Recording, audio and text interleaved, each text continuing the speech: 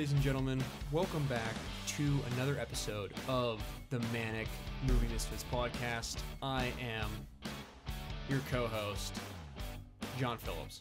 I'm the other half your host, Trever Chick. That's right. That is Trever Chick, TJ. Yeah. Former CIA agent.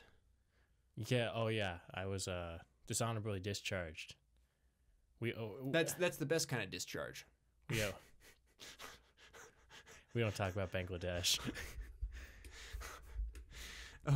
Okay. Okay. What happened there? You don't know.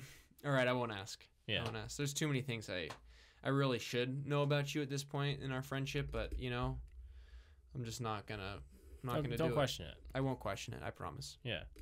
So we have ex-CIA agent TJ. We have normal human being me. But today we're going to talk about everything but normal things. When in reality we will just be talking about normal things. But yeah, we're just kind of ranting. We're just kind of ranting today. We're doing we're diving into our manic selves, everyone. We're going to talk about our deep dark secrets, which is why I'm trying to hopefully get this stuff out of TJ about this whole CIA stuff he's been doing or was doing in his Bangladesh experience. But yeah.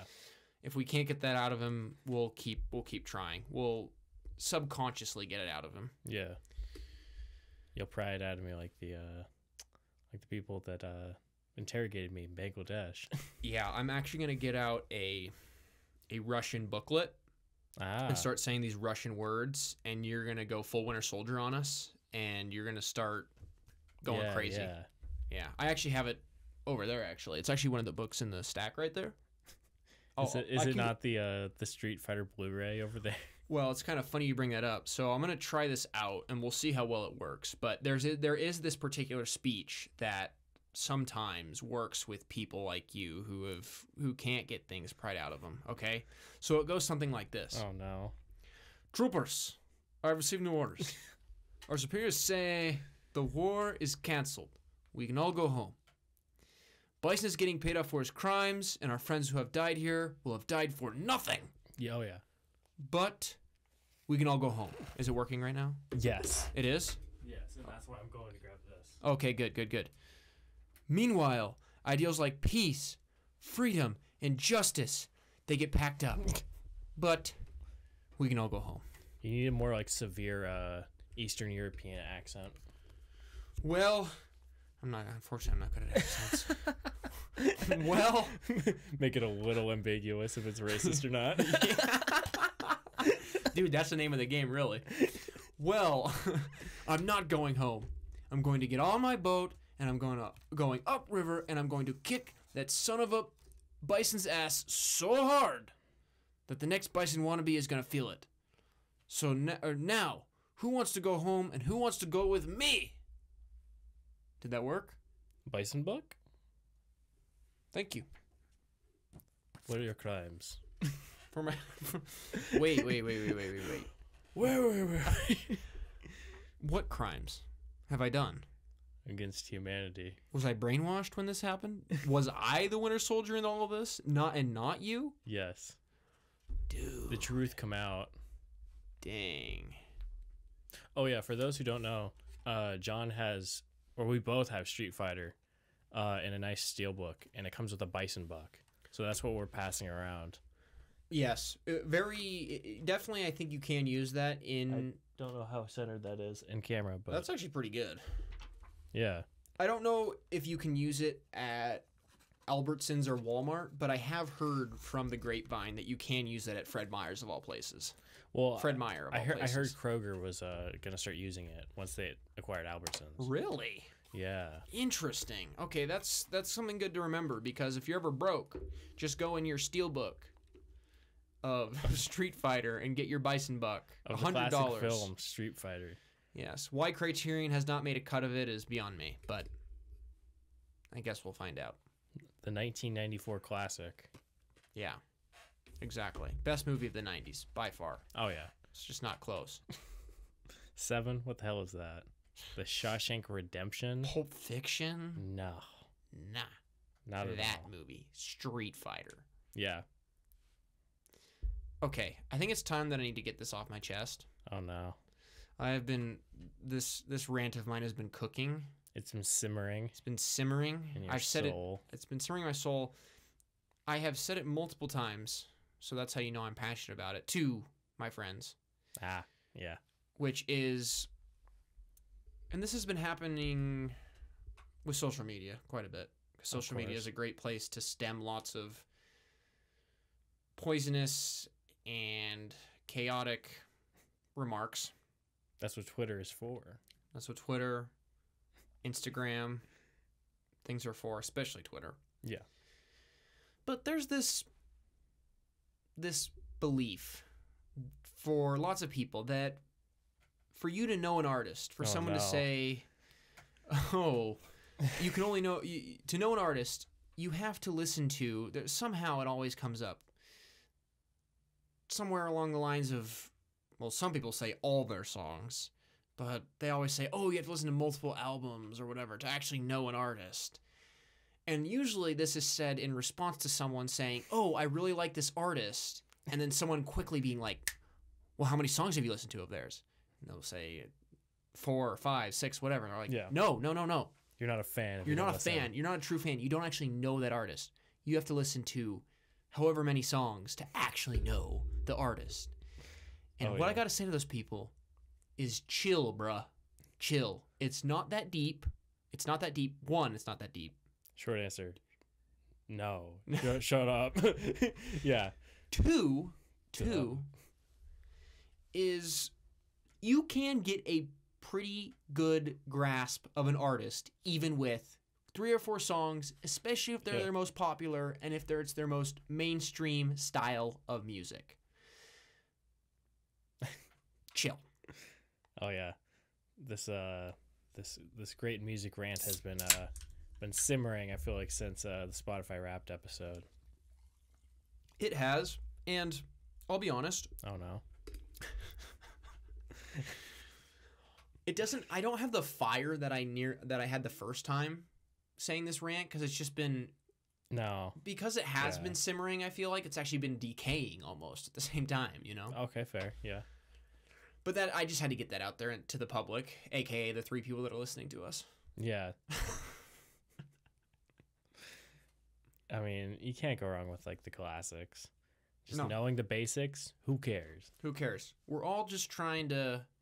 If it's a basic, then it's a classic for a reason. Yeah. Okay, I want to see if they can hear this. Hold on. Oh. You can hear that, can't you? Yeah. Little ASMR action. Oh my god. No. Actually, this is an accurate representation of my thoughts on my music thoughts. Ah, yes. Simmering. Or decaying. Or really, it looks like both.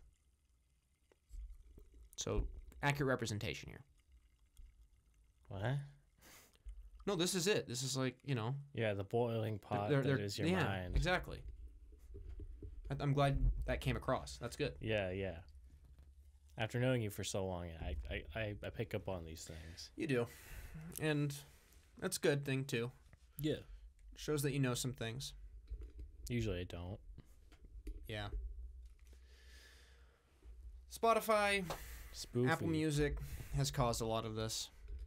Well, and I've said also, as I mentioned at the beginning, social media, that amalgamation has caused that. What can you do? I felt this with more than just, I mean, really it's just social media as a whole, right? Yeah. It just, there's a whole bunch of just poisonous things going on involving that. I mentioned to you before as well the whole thing where people will have like a video that has like good intentions behind it. Yeah. But they'll often be sometimes you'll get like meme comments behind that, even though they're not intending it to be a meme. Yeah. And especially if it's on the direct page, Instagram page of that person, I get it's just supposed to be a joke, but at a certain point when there's billions of them, it kind of deep inside me, initially I have some laughter, I will admit. Yeah. Then after that, there's almost an undefinable sort of secondary sadness when I come across that kind of stuff. Now, granted, people will come back to me and say, "Oh, well, John, that's just social media," and true. But sometimes I wish humanity on Instagram would wake up a little bit, and I wish I could have more faith in humanity. But then I see things like that, social media humanity, and I guess I'm just asking for a perfect world in social media, and I'm not getting it. That doesn't exist. Doesn't exist. No. No, it's the internet's a wild west. It is. People used to say it was a long time ago, but I'd say it still is. Yeah. I think content-wise it was a lot more years ago, but now people can say anything, and it's just kind of a mess. That's the best way of putting it. It is a mess, even though it's been out for a while, so you'd feel like it'd get better. Those interwebs, yeah. But it doesn't. I think that hopefully people will catch on and change, but I doubt it. No. They won't. They won't. All just different sorts of pages. I mean, we've talked about the movie pages before. Oh, our favorite. Nothing says a movie page like posting Interstellar every 5 minutes. That's more of the innocent side of Instagram when you have trends of that nature where they just keep going and going and going, and that's all several movie Instagrams or sports Instagrams. They post about this one thing, and it gets annoying because it makes you think that's all that's out there. But trust me, there's more. 2019 Instagram film pages were something else. So true. I think the only movies that existed for them were like Wes Anderson movies, Christopher Nolan movies, and like... How could you forget about Joker? Of course, Jonkler. God, I can't think of any other ones. Seven. Social Network. True. Social Network. Yeah. I feel like David Fincher kind of goes into some David Fincher movies go into that a lot. Yeah. And it's always just a select few clips, too. It's always the same 4 clips. God forbid the rest of the movie's actually good.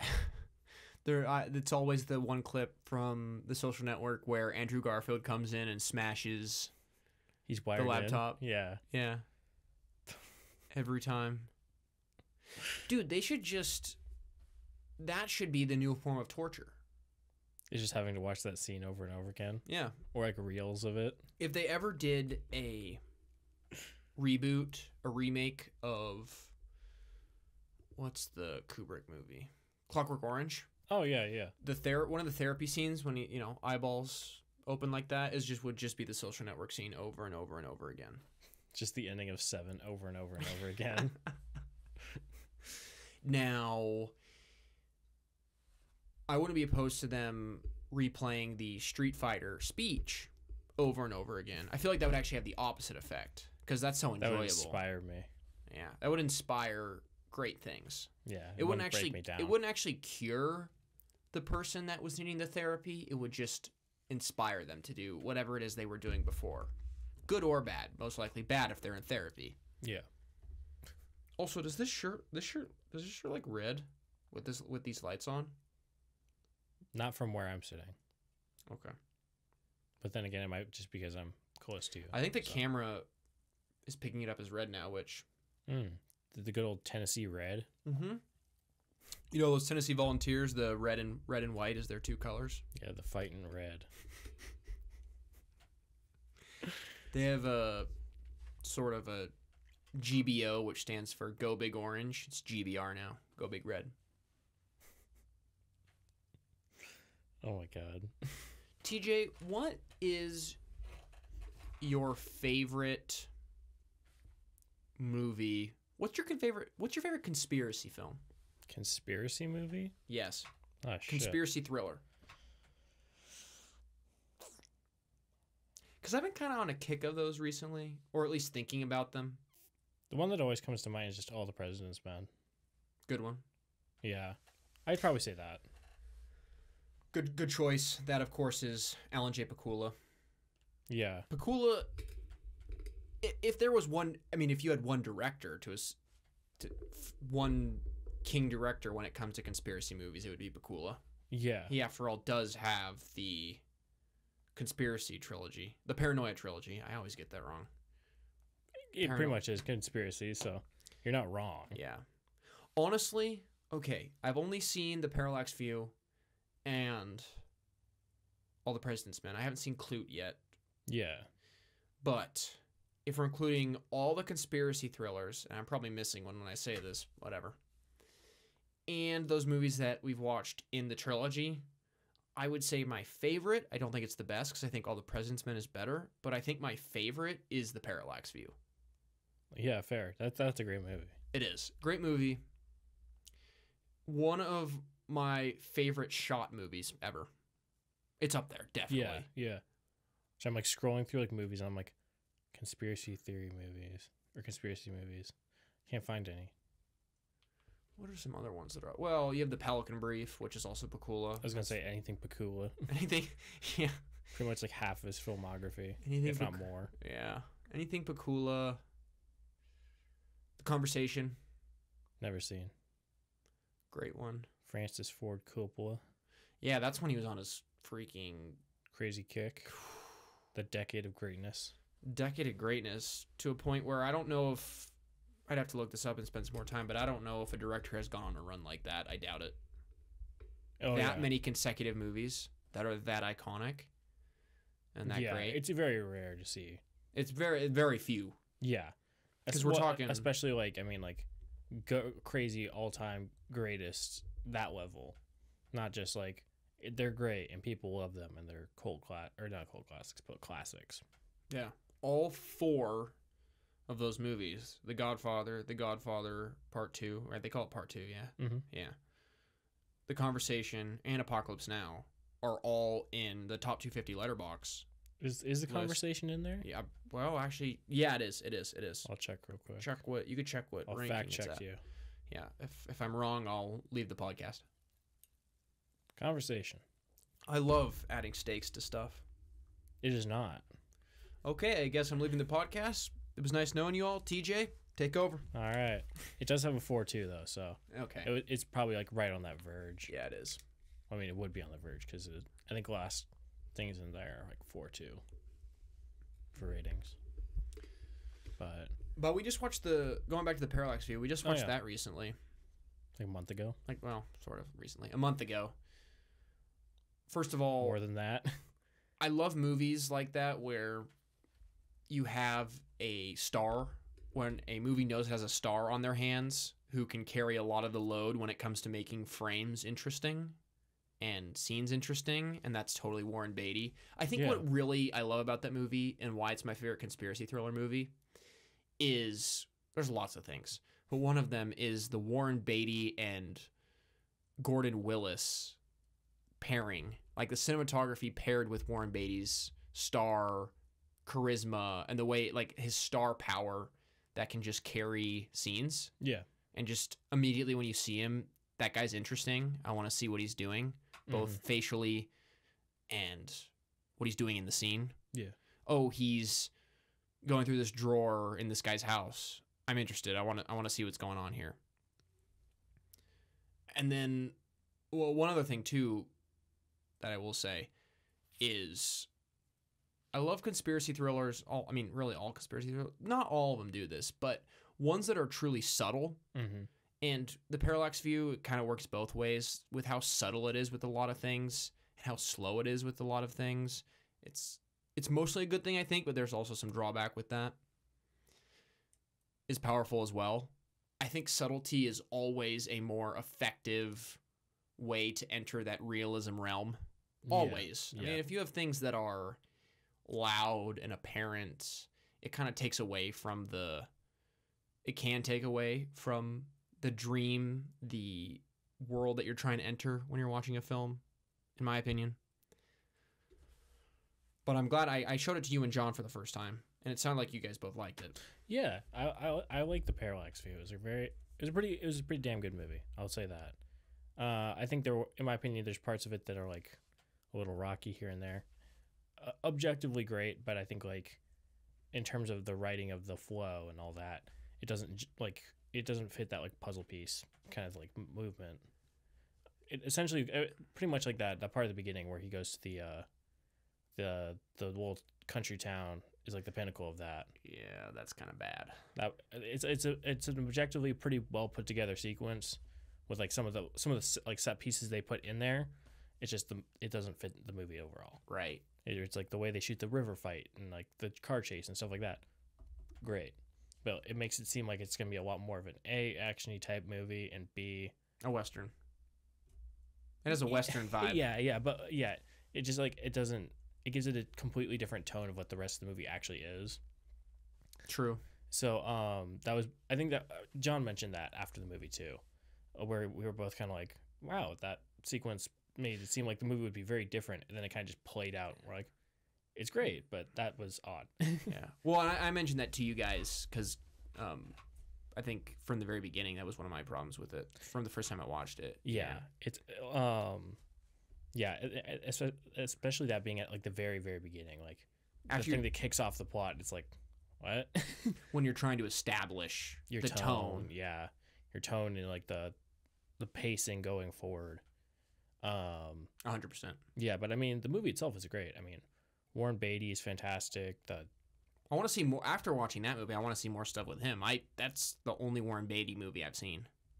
Yeah, I think especially like where it's like he's like a lead. I don't think I've seen anything else like with him regardless. But like, even so, like I mean, as a lead character, that'd be very different. But yeah, I mean, he's made tons of famous movies, and I mean, he's been nominated for tons of Oscars too. He's up there as one of the most nominated people for Oscars in general. Yeah, I was gonna say, I mean, I know he's like directing and doing tons of stuff by the end of his career. So, I mean, I definitely wonder, kind of like how he progressed and became more like, kind of like, overarching in like his movies and stuff like that. Now, just focusing on Warren Beatty's performance in the Parallax View, how would you rank that against two titans that are Robert Redford and Dustin Hoffman in All the President's Men?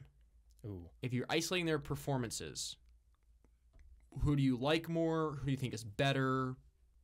It won't hurt my feelings if you don't say Warren Beatty, but I'm gonna be real. I haven't seen All the President's Men since we watched it. Like the last time we watched it, which was like 6 years ago or something like that. So I honestly can't really remember too much about the performances of Hoffman and Robert Redford, like individually. I just remember they're good in it. And that's kind of like all my mind goes to. They're great for sure. Oh yeah, absolutely. I don't know. Robert Redford, I mean, they're both obviously extremely iconic actors that have lots of accolades and great performances to their names. Yeah, all the conspiracy movies have good casts to them. A lot, like, even that trilogy. Yeah, and even the movies like The Pelican Brief, which I guess it's just Pakula bringing in great actors, but The Pelican Brief has two titans as in Julia Roberts and Denzel Washington. Overall, the movie is all right. Yeah, I haven't seen that one probably since before All the President's Men. It's been a long time since I've seen that one. Some great moments in the film. Yeah, but overall, it just lacks quite a bit. That's post prime Pakula. Yeah, as well. It's that's like the 90s, right? Yeah, it's 94 or something. It's like late in his career. Mm-hmm.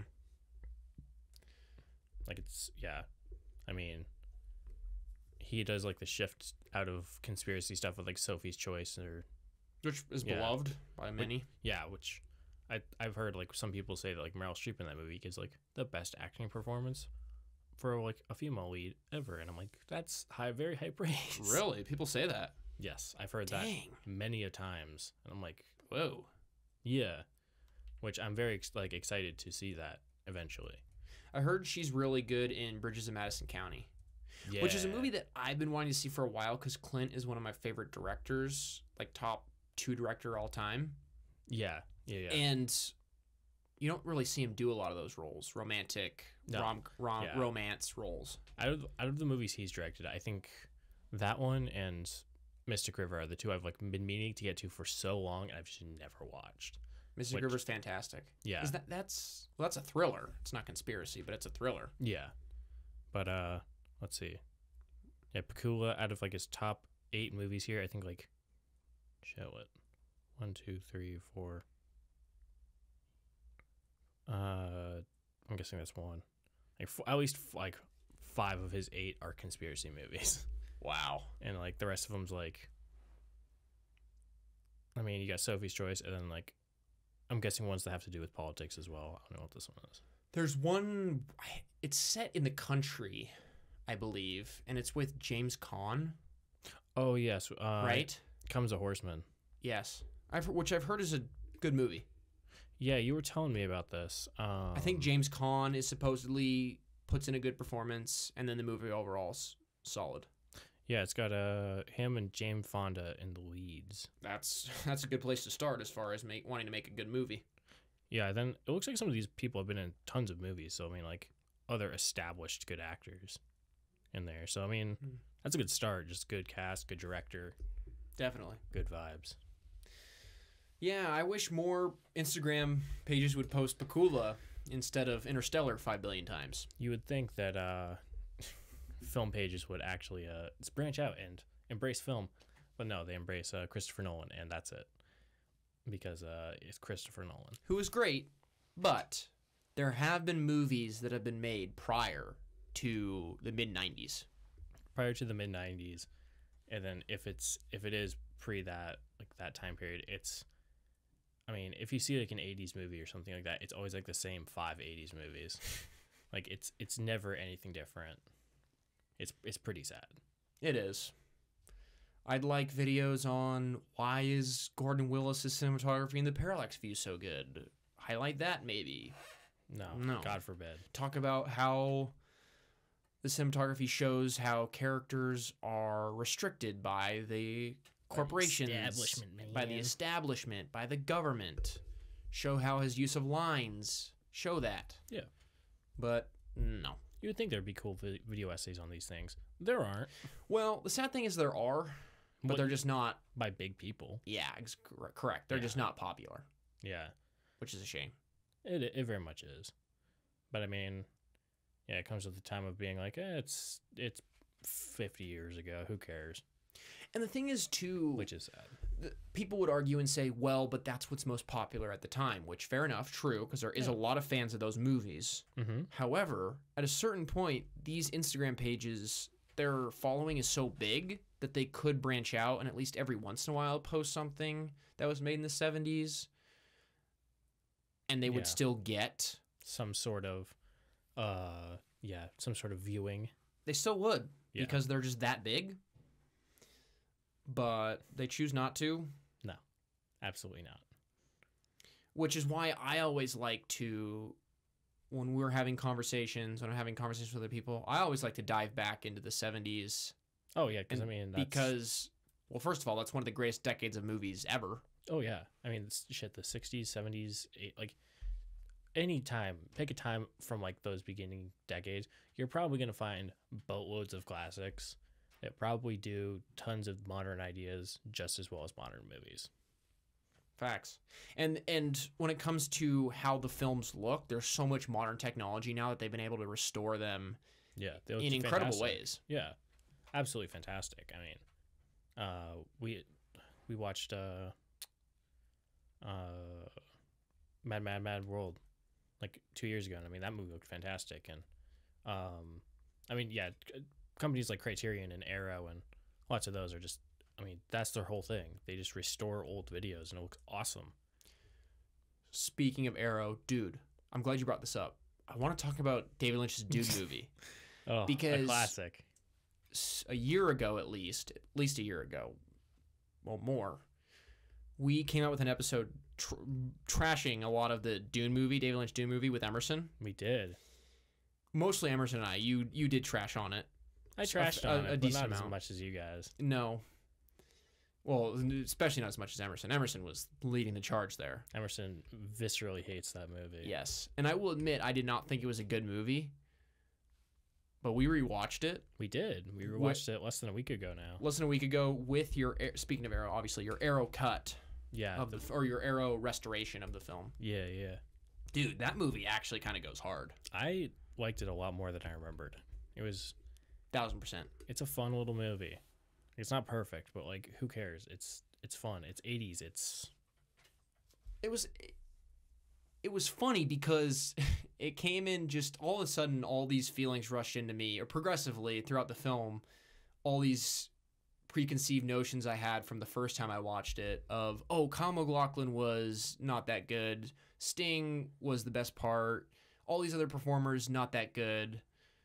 What's the Blade Runner lady's name? Oh, Sean Young? Sean Young. Sean Young's not that good. I've said several other things of that nature. Yeah.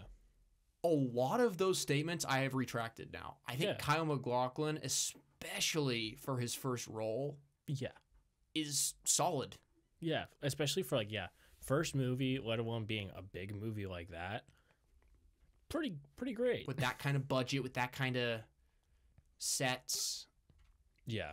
I can't imagine how wide-eyed he was doing a lot of those things. Exactly. So for him to put in the performance that he did, which I'm not saying is exceptional or even great, but is for good what it is. For what it is, it's good enough to keep the movie moving the movie along. Mm-hmm. And really that's all you can ask for. Yeah. Given it being his first performance. A lot of actors are like that in the film, where I think, in fact, I would say 75% of the acting performances in that movie were at least good enough to keep the movie moving. Interesting, or more so. Exactly. I don't think there's like anywhere I look at it like this is objectively like really bad. But it's like for the writing, for like the vibe of the movie, I think all those like especially like small acting performances work pretty well. Like a lot of them only have like probably 10 lines. Like true. A lot of them are super super small. But I mean like I think like what it is, like they go in there, they do their small little thing. It's great. It works. It works. I think there's even some mild, well, I'll retract that. There could be some better chemistry between the individual performances. It feels like there are some through most of the film. It's very disjointed. Mm-hmm. Each individual performance is fairly solid, but then when it comes to actually trying to meld it all together and fit all the puzzle pieces together, that is kind of where it still falters, I believe. I'd say so, yeah. I was going to say something else as well. What was I going to say? I don't know. Besides the visual effects, which obviously are going to age poorly given that it was made in the 80s. Yeah, mid-80s. Mid-80s. All the practical effects are still it's great. Fine. Yeah. I mean, we talked about this after the movie. But I mean, like, things are bound to go outdated in terms of looks. And I mean, like, for the time, like, although you can say, like, oh, it has shitty green screen, it still looks pretty good. Like, especially for, like, that time period. I mean, yes, it's no Star Wars, but Star Wars is one of one, and it's one of the most influential movies of all time for a reason. Yeah, but for like another big budget sci-fi movie for the time, like that's still, it's pretty close, and like at the end of the day, that's all that matters. Is like they were pushing the limit in some sort of way that wasn't just like we're gonna try and copy Star Wars in like every way, which I think actually makes it very enjoyable to look at. Mm-hmm. You also have to understand that David Lynch... I already know where you're going with this idea. ...was supposed to fit an entire book. The entire Dune book, which is... Massive.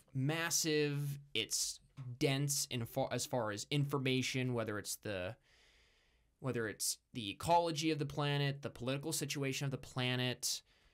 That's why the Dune book is so good, is because it incorporates all those things and dives into those things in very deep ways. Mm-hmm. A movie, I don't care what director you have, is not going to be able to ever do a book justice, in my opinion. This is coming from someone who is an English writing major, Yeah. So take it with what you will. But in my opinion, I think you can make really great movies out of books. But there is the problem with books is you have so much more time to get all of the intricate, dense information in them that you just can't with movies. Otherwise, I think it just depends on the book. Okay, well, I'd say for classic books that's different, but like books in general. You're saying what you're saying with classic books, it's hard to do that. Well, yeah. Well, it's kind of like what you're saying. I mean, it's such an established feel, and like people like it for that. But in trying to replicate that is hard, especially in a visual medium. Yes, it's hard to translate words to like frames, especially in like things like Dune. But if you have just like a basic book that like isn't anything that special, it's probably pretty easy to make into a movie, in my opinion. That's fair. I don't disagree with that. Yeah. But you're right, the classic books, and I would still say majority of books, it's just too hard, I think. Oh yeah. I mean, it's very different kinds of feels. And I mean, just in the ways you interpret media are very different. It's true, right? Because you also have to, in that equation, you also have to consider each person has a different interpretation of what's going on in a book and how a book should be turned into a movie. You have all those things. Yeah.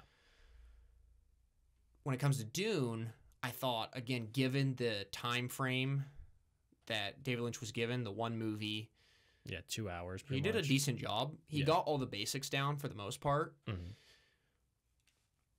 I wasn't mad with it, especially on the rewatch. No, I mean, yeah, for what it is, a 2-hour movie of a very, very dense ass book. That has a literal dictionary in the back of the book. Yeah, so you can understand the book. Yeah, as well as adding new things into it. It for what it is, like it's not bad. Like. I think, yes, we were too hard on it when we first watched it. We definitely were. That's why I wanted to bring up the Dune movie again after we rewatched it here, just so we could update our opinions on the movie. On the movie itself. Which is really cool because I'm glad I don't have to... It's nice when you revisit a movie with some of your favorite actors and a director that you're passionate about and realize, oh, this is actually... Decent. Yeah. Exactly. I mean, I love David Lynch, and I think, I mean, after the first watch, I was like, this isn't bad. Like, I don't think this is like a black spot on his career or anything like that. I'm like, for what it is, it's a classic, like a cult classic, and it's like one of the most iconic, like 80s sci-fi movies. Like, nerds love. I mean, people loved that movie for like a long time, and I can see why. And like, it's like if you like it, you like it. But now, I mean, like, I think I enjoy it a lot more, and I think, like, I can see why people like it a lot more now than I did back then. For me, I think maybe it's just because I'm separated more from reading the book, because I just came off of reading Dune. Yeah. So my expectations might have been a little different. That too. I think it's part of it, because I just, as someone who doesn't read a lot of sci-fi, I became so attached to that book because of it. Yeah. I for multiple reasons, I don't read science fiction. I think there's something with science fiction that you lose. You lose, again, this is not for all science fiction. Yeah. But there are sort of intimate human connections that are more relevant in, let's say, a book like The Grapes of Wrath than a science fiction novel because of the setting. Well, yeah, I think it's just, it's also like how it presents itself. Like, if it is more humanistic in its sci-fi approach, I think it's more interesting than if it's just like big bombastic sci-fi world. I usually don't really like those movies, actually, I've found. But like, I think, movies, I mean, I'm going to kind of bridge it with movies because that's what I'm more well-versed in. Movies like... How dare you, TJ? I'm sorry. We're this is not a movie podcast, actually. God forbid we talk about movies on this podcast. But try and finish up quickly, TJ, because I wanted to finish what I was saying before, but go ahead. Yeah, stuff like Ex Machina and stuff like that I think is a lot more interesting than like a big dumb movie like, I don't know. To defend your point, let's talk Blade Runner. Blade Runner is a movie, well, that's technically no longer set in the future, but set in a dystopian version of the future. Yes. Yeah. A futuristic version of not the future. There is very deep human themes that are being discussed in that movie. So I'm not saying it can't happen, but what I'm saying is when you have, let's discuss the familial dynamics in The Grapes of Wrath, this family that is trying to make it in the Dust Bowl, the Great Depression world. Yeah. There is something to me that makes me feel more connected to that, if that makes sense, right? Exactly. It's something that actually happened. It's something that can happen on this world, right? I mean, not necessarily great, like some other human Earth set story can happen on this world, can happen right now. There's something to me where sci-fi can create a barrier for that. Mm-hmm. Oh, especially a lot of the popular sci-fi that I've run into, because that's not oftentimes what they're not doing to begin with. Yeah. But like you said, Ex Machina, things like Blade Runner, Dune. I'm not saying they can't do it, because those movies do do that. But that's why I just want to kind of defend my case, why I'm sort of drawn to not sci-fi. That sort of, the classic fiction. Yeah. Of the sorts. Again, I want to be clear here. It can still happen in science fiction. I just too often I think there's, and this is more of, I want to say too, this is more a personal taste as well. Oh yeah, absolutely. It's all subjective. Yes, correct. There's something in the natural world that I find more interesting and more personal than science fiction. But again, as I've said for the now 6th time or whatever it is, I think it can still work in sci-fi. Oh, absolutely. Yeah. Speaking of things that are now set in the past in terms of year-wise, I started Evangelion yesterday. When does that take place? Like 2015. But yeah, it's very funny because I was like, I didn't know that. So like it was like 2015 and it's like all this crazy sci-fi anime stuff. I'm like, oh my God, I love this. It's interesting to see what people thought. Yeah. Well, I mean, I think part of it was like, I mean, especially like, I feel like Evangelion, like, I mean, it's 1995, so they knew things weren't going to be like that 20 years from then. That's true, but something like Blade Runner. Yeah. I mean, yeah, for being, I don't know, I can't remember if the book is set in 2019, correct? Or is it 2020? 2019 is Blade Runner. Okay. In the movie, at least. I remember the movie's 2019, but I can't remember if the book is either. But I mean, yeah, that's quite a ways out. I mean, it's what, a 50s book? 40s book? Do Androids Dream of Electric Sheep? Yeah. Is there a 60s book? I want to say 70s. Really? I feel like it didn't come out too long before the movie. 68. Oh, never mind. So we're almost on the same page. Almost on the same page. Yeah. Where's it going with that? Sorry, I'm like now looking at the Wikipedia page trying to find out what year the book takes place. Well, you were talking about Evangelion. Oh, Evangelion. I love that show. I'm loving it so far. How many episodes are you in? 2. 2? Yeah. Just watched. So I'm like, 2 of 26 episodes in. Okay. It's great. I love I think I just like the visuals of like 90s anime. Because I think like, I just like the animation style the most. I like that it's polished, but like it has like this like roughness to it. And I think that's like one thing I appreciate, like rewatching Bebop, which I did October. I finished rewatching in October. And like some of those that I'm like very excited to like kind of like expand myself more in that kind of time period of anime. I think I just like older stuff more than newer anime. That's my taste when it comes to movies in general. And so far, that's been my opinion with the anime shows that I've seen, which isn't a ton. I haven't seen actually seen a ton either. I think, and I've been trying to put my finger on it. I mean, I can come up with a few reasons off the top of my head why I'm always drawn to older content more than newer stuff. Yeah. I think off the top of my head, I can come up with things like the trends of today compared to the trends of back then. Yeah. the things that are right, so trends, popularity, same thing, but popularity of today versus back then, it was more, I don't know, do you get the sense that it was, I mean, I think you're going to say yes here, but there's definitely a sense that the landscape for film was a lot broader as far as what could make $100 million or $100 plus million back then than versus today. It's undoubtedly. I think now it's the only thing that like really makes money is comic book movies, and it's like, oh my god. I think it takes a lot for something to be an original blockbuster these days. And that's why you don't see it that often. Whereas, I mean, back in the day, you could, I mean, I'd say even until like the 2000s, you could do like original content and it would be huge. And now you don't see any of that because the 2010s kind of destroyed that idea. It did. It's been dead. It's slowly kind of coming back, I think, in some ways. Not like as blockbustery and like this movie's going to be huge, but like you start to see some of these smaller independent things make bigger splashes year by year. I think last year was a good year for that, in my opinion.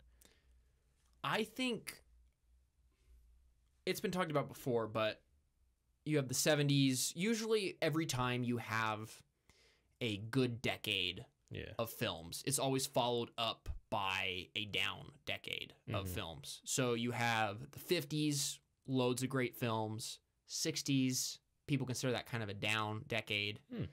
70s, really, really good decade. 80s, there's a lot of people. For example, Tarantino, think it's kind of a down decade. Then the 90s. Then the 90s, you have just it growing back up again with the indie scene, other things of that nature. I'm wondering if that's what 2010 is. 2010 is a down decade as far as what we're talking about specifically. I'd say. And then now, I mean, we're already seeing it, as you mentioned, Oppenheimer, Barbie, a lot of these original films. Well, I know Godzilla is a franchise, technically. It's a franchise character, but it is a foreign film. It's a foreign film, but also it's a new take. It's not just a crazy sequel, or it's not one of the American like versions of it. It's its own original like culture doing its own new idea on it, and I think that's why part of it's so successful.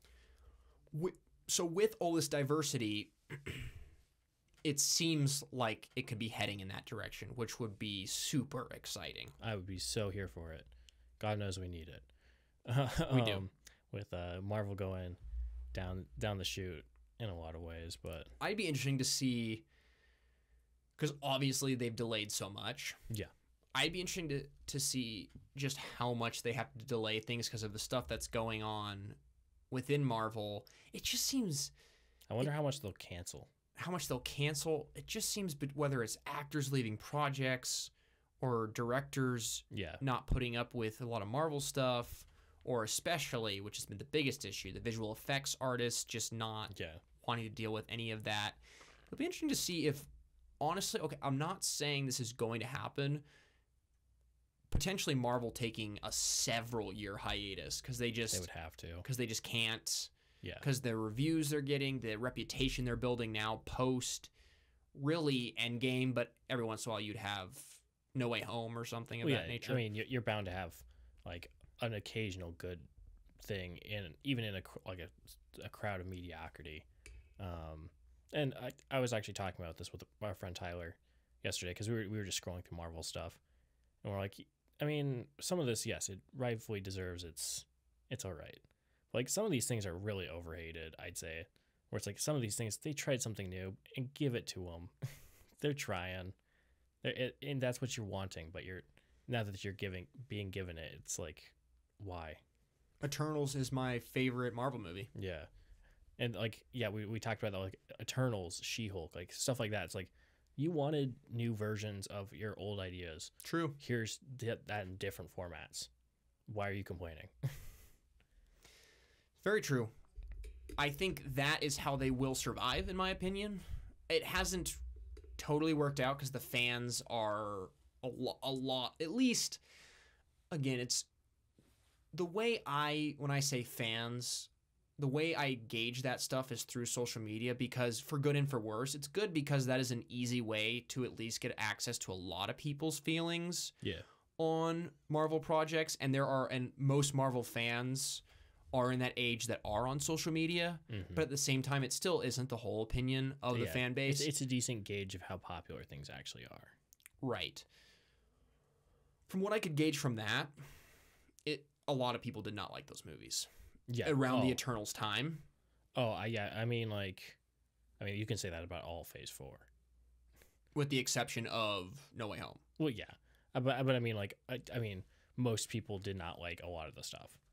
I mean, you could say that about, like, pretty much almost anything in that, like, ring of films and shows and stuff like that, and be like, I mean, I feel like everything had its a group of I love this, and then pretty much everything had like a group of like this is the worst Marvel thing I've ever seen, and it's like it was so like love it or hate it, and it was so like all over the place just in general. If you had to guess, would you say going forward Marvel is going to stick with their roller coaster tone and structure they set up with their originals saga original stuff? Yeah. Or do you think they will continue, even with some of the backlash, will continue and try new things even with their Avengers movies that so far they still have planned? Yeah. I'd say I feel like it'll be some sort of middle ground. It would have to be, because you can't destroy your old way that like draws everyone in and makes it so simple. Because I think that's what like the Infinity Saga had so well. Everything was so simplistic. You could just throw on a movie and it worked. Didn't matter how much you had really seen. You could get a big picture through inference. Now it's like they're trying to do all this stuff and like build everything on each other, and it's like, stop, be more simple. This is what made you popular in the first place. This is what made comic books like popular in the first place. I mean, just like late 90s, early 2000s superhero movies were so simple. They were just blockbusters. And I think like that's why it's so easy to just throw those movies on. It's like it doesn't matter. Just throw it on, have a fun time. Now they're just like so quippy and campy and like have to be the biggest thing ever, and it's like, you guys don't have to do this. Stop trying to do this. I will say the Marvel movies, a lot of in that first saga, did that roller coaster experience actually match the comic books quite well for what they were trying to do to match that tone. Yeah, actually makes a lot of sense, but after a while, you kind of do have to switch those things up. You kind of have to go get a Chloe Zhao. Yeah. Once you hit try movie a 30. different, yes, and try a different tone and cinematography. You can't mix it up to make it interesting. Well, and I think that's what made like Phase 2 and like Phase 3 so successful, was like they got in these new people and they'd shake it up, but like not too much. Good point. Taika was one of them. Taika, James Gunn, like some of these people, like they put their own little spin on it. They made it fun, and like they made it unique for the movie itself. But now it's like it really does just kind of it although they try and do the same thing, it just doesn't have that same special touch. It doesn't. Good point. It doesn't work as well. Like regardless, even if it is the same person. I mean, I think I mean Taika's Love and Thunder's that's a whole can of worms. Because I mean that's in and of itself like a mess. Like we it was funny the first time. Let's just go into it. And I think like that's a whole different like I think like even for him that's a lot. So I don't think it's like his personal touch. I think it's just it worked. Let's do more of it. Like more corporate side, but like I mean, you got stuff like Guardians 3 and that still works pretty well. I think what you see there is, and I don't know what the second half of this mixture is. Yeah. But there's clearly with James Gunn, with Taika's first Marvel movie with Ragnarok. You have their half of their taste, their flair. Yeah. But then you have the second half of the film, which is the roller coaster Marvel experience. And it just melds. It melds. I'm wondering, what is the source of that second half? Is it Kevin Feige? Yeah. Who is that? Who keeps? How are they able to keep bringing that in while still having this new flair from a James Gunn or a Taika? They would have to. Well, I think it's just like a standard where it's like, here's the basic beats we want you to hit, and then we'll triple check, make sure that like this is like what we want for our vibe with the movie, and like make sure that like your touch isn't like overbearing on our touch and our touch isn't overbearing on your touch. Like I feel like back in the day it was a lot more balanced, and now I think it's less that. So what you're saying is they subconsciously, when they were writing this stuff, they knew that they kind of had to restrict their flair. Yeah. I think there's a certain point to where it's like, we're writing for Marvel. Marvel has a standard. I see. They have a standard. They have an outline that they want us to hit, but we're also going to be like, hey, this is my kind of joke, or this is my kind of scene. But we can fit that in without it like destroying the whole picture. That makes a lot of sense, because I think if you took it, yes, of course, Kevin Feige's involved in everything, but if it was just purely that, I feel like it wouldn't have that mixture. I think there definitely has to be something on the director's side, the writer's side, that has to subconsciously remember that. Yeah. And I think that's, I mean, like, you look at like Ant-Man, and like it's so True. It's so Edgar Wright in like the way it's written, because I mean it was originally written by him, and like, but also like it fits that Marvel like shell and like skin so well that like it can have like all these like scenes that like are pretty much just like scenes out of one of his movies, but I mean it still just feels Marvel-y. It feels fun in that respect. It's great.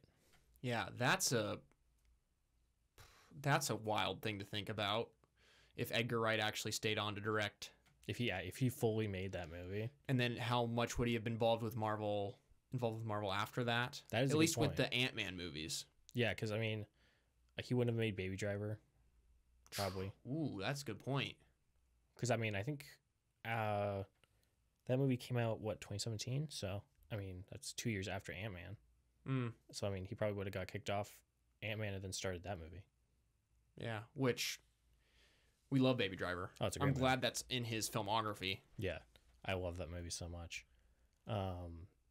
Yeah, it would be very interesting to see like what he made Ant-Man and the Wasp, or God forbid Quantumania. He would have made both those movies better immediately. Oh, absolutely. Or I mean, like, would he have done something big, like started working on like a bigger Marvel movie or something like that, but in a different timeline. In a different timeline. I want to see more directors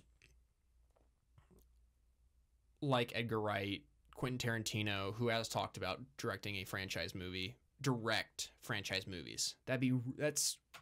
We need more of that. And I don't know why.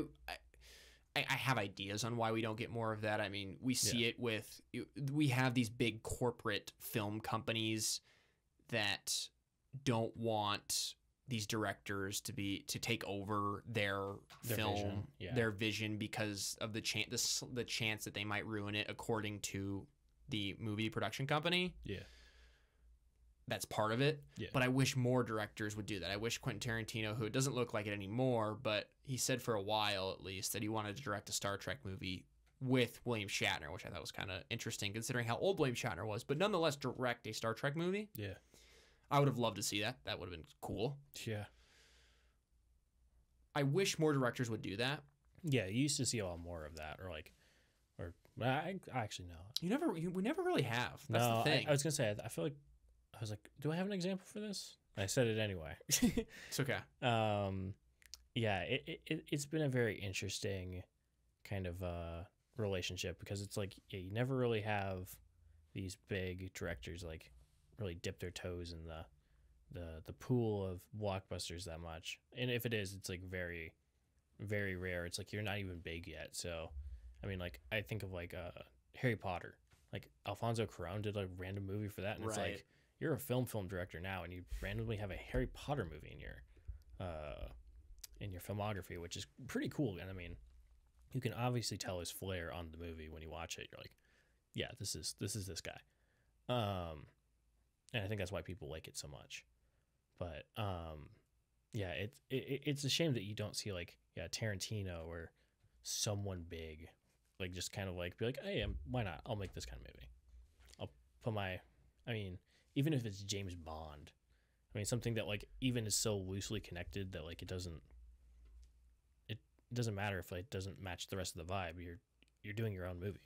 Now, James Bond's an interesting one It because is. actually that franchise has gotten close as far as giving these kinds of directors opportunities. I'm thinking of Sam Mendes primarily, Yeah. who they gave him 2 films They did. and they let him bring in his own flair, bring in his own crew Yeah. to make those Bond movies. And the product of that was creating, according to many, one of the best Bond movies in Skyfall. Yeah. Skyfall. I mean, you got who's the guy who did Casino Royale? Martin Campbell. Yeah. I mean, I don't know like what his flair is, but I mean like he was able to bring such a new energy to Bond, and got No Time to Die, and you got like some of these like that have like such like unique like vibes, and it doesn't sacrifice the idea of like this is the franchise, kind of like the Marvel, like early Marvel thing where it's like, yeah, you can have your own like flair, but I mean at the end of the day it's still a Bond movie. It's still going to feel like a Bond movie or a Marvel movie. I hope they get someone good for the next Bond. Hopefully. I mean, I don't think we've heard anything about Bond in a while. It's still kind of No, it's been under the proverbial sheet. but for once they need to get someone that's young. For once. Yeah. I'm talking even now. They have to be primarily. They need to be a good actor, but Yeah. Prove themselves for a few years. yeah, but get someone that's young, so they're not in a rush to make movies. Yeah. They can tackle a younger side of James Bond that they have yet to do. Yeah. I mean, yeah, Daniel Craig he's younger, but he's not like young. How old was he when he did the first Casino? Do you know, TJ? Probably in his 30s. Like 30. Well, I think he was 50 by No Time to Die, right? Or he's just like breaking 50. So I mean that would have been 15 years before. So he's 55 right now. So he would have been 35, right? 35ish, yeah. Yeah. Which I mean is still pretty young, but like not like young enough to do like young James Bond or something like that. I'm thinking of someone in their 20s. Oh yeah, Late 20s at least. Yeah, mid to late 20s, kind of like been in Hollywood a few years, like has a name, like has stuff to be like I can back up being a good actor or like a charismatic person. Well, the thing is we have those actors out there. Exactly. We know of several People. already established actors that are British that are in that age range. There's tons of actors that are like British or British adjacent and like Australian or something like that, where they could like pull off the British vibes. I'm fine with an Australian too. Oh yeah, we've already had one. I do believe though it should be a British or Australian actor. Yeah, that's what I was saying, like British or like British adjacent. It's like they have the same kind of like accents like type that makes it like very applicable to the role.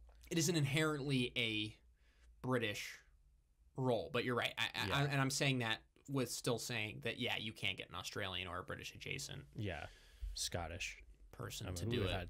Someone's been Scottish, right? Well, we've had an Irish person do it. Brosnan what is he? Irish. Oh, he's Irish. That's right. I don't think we have a Scottish person in the role. No. I don't think so. Sean Connery, Roger Moore, British. Yeah. Brosnan, Irish. What's Dalton? Is he British? I'm guessing. Yeah. He's Lazenby, we talked about, Australian. yeah. I don't think Scotland or Wales has had a James Bond. Mm-hmm.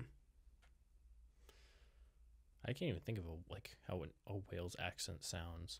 I don't know either. A Welsh accent, I guess. What kind of fuels my belief in that is every time I hear things of the nature that, oh, Mel Gibson was offered James Bond in the 80s, or Clint Eastwood was offered James Bond in the 80s, my natural reaction is just to kind of cringe at that. Yeah. There's, again, it's an inherently British property written by a British author.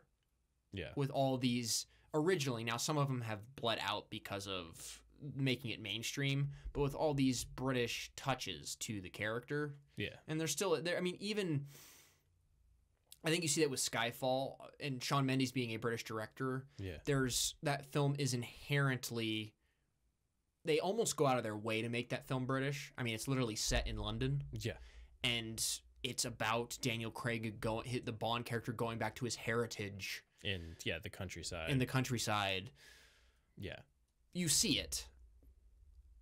So I think they should continue with that. Mm-hmm.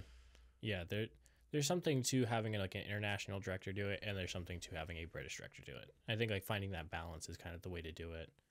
Where it's like you bring in people that are big from the West that like have like big aspirations in that sense, but also like ground it in your British roots. There's nothing wrong with keeping a product with its origins. There's nothing wrong with that. Exactly. Especially when, again, it makes the character so good, and it's the reason why so many people love the character. Yeah. I know from hearing interviews, reading things, that the British really get behind James Bond and are really proud of that character. Oh, absolutely. Yeah. British people love James Bond. It's a classic.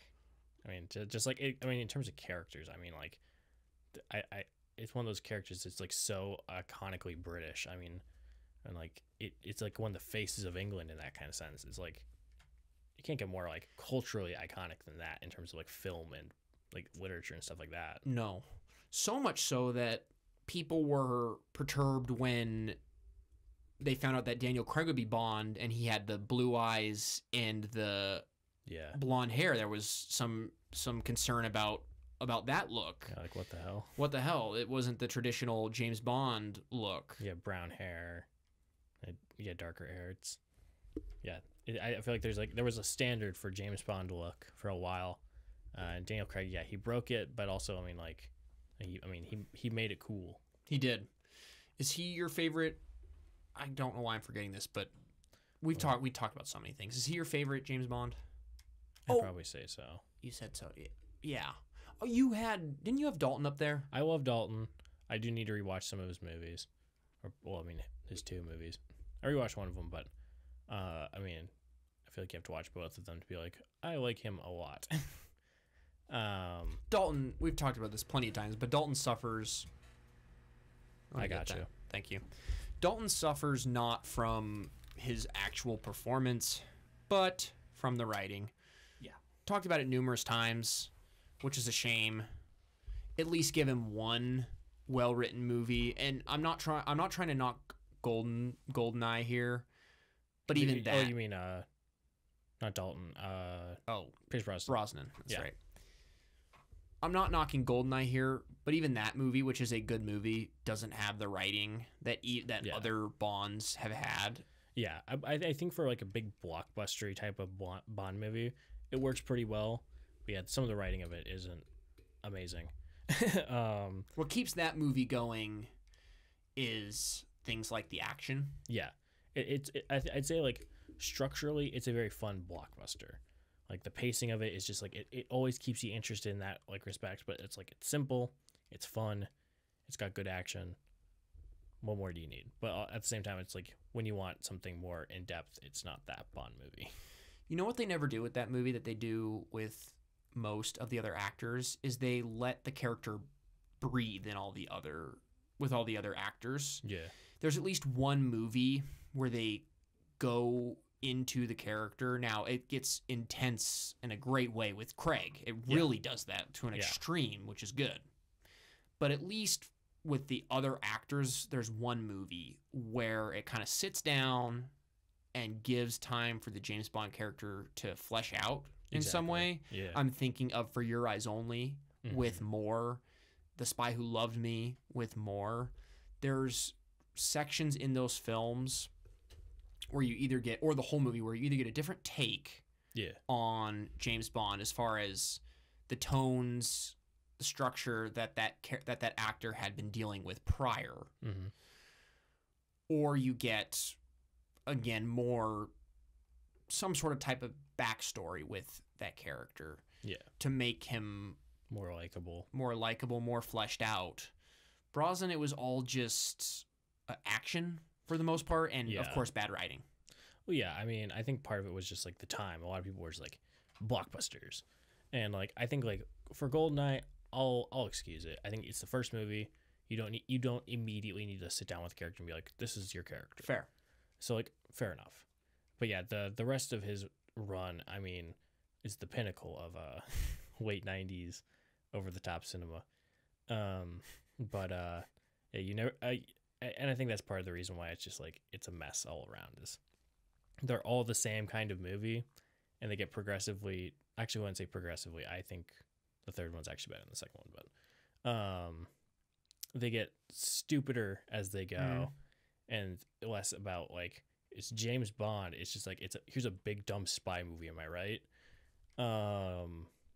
And yeah, Brosnan definitely doesn't have that. Like, sit down. Let's look at James Bond as a character. He doesn't have that at all. No. Practically at all. It would have been cool to see Brosnan start when he was originally supposed to start, which was around the time of the first Timothy Dalton movie, because that was the whole thing. Or no, I think it was actually more, because wasn't it? Or no, it was Dalton, because Brosnan had Remington Steele, which was a British television show, and the contract for that, he still had to honor that, and he couldn't get out of it, so they had to get someone else for a little while, and then Dalton came in, and I wouldn't be surprised if he got pressured out because Brosnan was available. I think it was partly like he got pressured out from the public and probably from... True, because a lot of people... Oh, that's right. Yeah. Speaking of movies, Bond movies that are trying stuff different, that was the whole thing with Dalton, is it was a darker Bond. Yeah, and people were like, I like my James Bond light and silly. I think that is part of the reason why Brosnan is like consistently goofy. Like his movies are like over the top, is because they're like, we didn't like dark James Bond. And so, yeah, that was kind of like the problem of the Dalton era. It was like, although his movies are objectively and like looking back pretty fun, and they have this nice darker kind of touch to them, no one was really into it at the time. I mean, it was in the middle of the 80s when he had big dumb action movies is like the thing. So going against the grain in that respect is like, it's a little out of time, but it's objectively great now looking back. What's objectively great? What do you mean? The movies.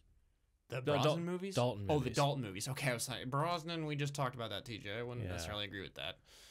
The first one's great. They're not... I would say the first one's good. It's a great blockbuster movie. Fair. I'll give it that. Yeah, my Brosnan opinions is it's a raw. Well, you defend him, not him, but you defend those movies more than I do. Yeah. Specifically the latter, not GoldenEye. I totally agree. GoldenEye's a good Bond movie, but GoldenEye's apart great. from that, you seem to defend the other ones a lot more, which is fine. Tomorrow Never Dies is all right. It's passable. It's dumb. What about it? Yeah. It's just like, yeah, the villain's really dumb. The writing's really dumb.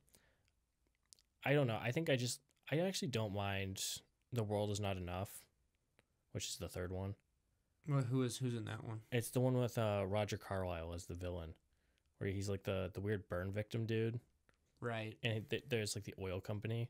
I actually don't mind that one. Actually, through rewatching that one, I actually kind of like that one.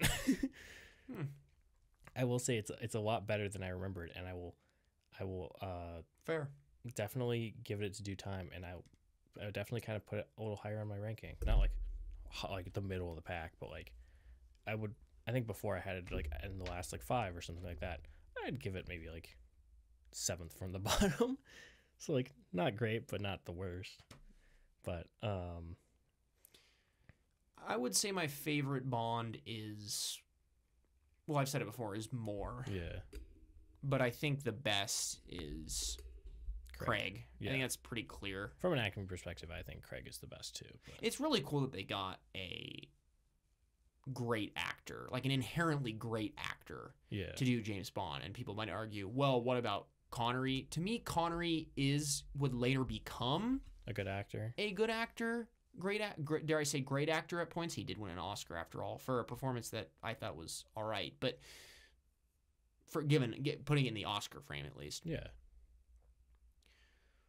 At the time, though, he did put in a good Bond performance. There's a reason he is, in a lot of people's eyes, like He's the James Bond. Yeah. The best James Bond. But it wasn't the performance that Craig put in. Well, yeah. I mean, for the movies presented, I think, Craig has so much more to do, acting-wise. Correct. Where, Connery, he's good, but, he's making more, action movies of the 60s. And he's not given the material, nor is he, again, like I said, at the level that he was at a little later in his career, once he sort of got some more ground underneath him. Exactly, yeah. I'm guessing it's not his first big role, Sean Connery, for James Bond, but... I would assume there were some other movies before that. Yeah, but later is where he really pops off in terms of his career, acting ability. For sure. All right. Well, my computer is about to die. Oh, shit. So I think we should wrap things up. Yeah.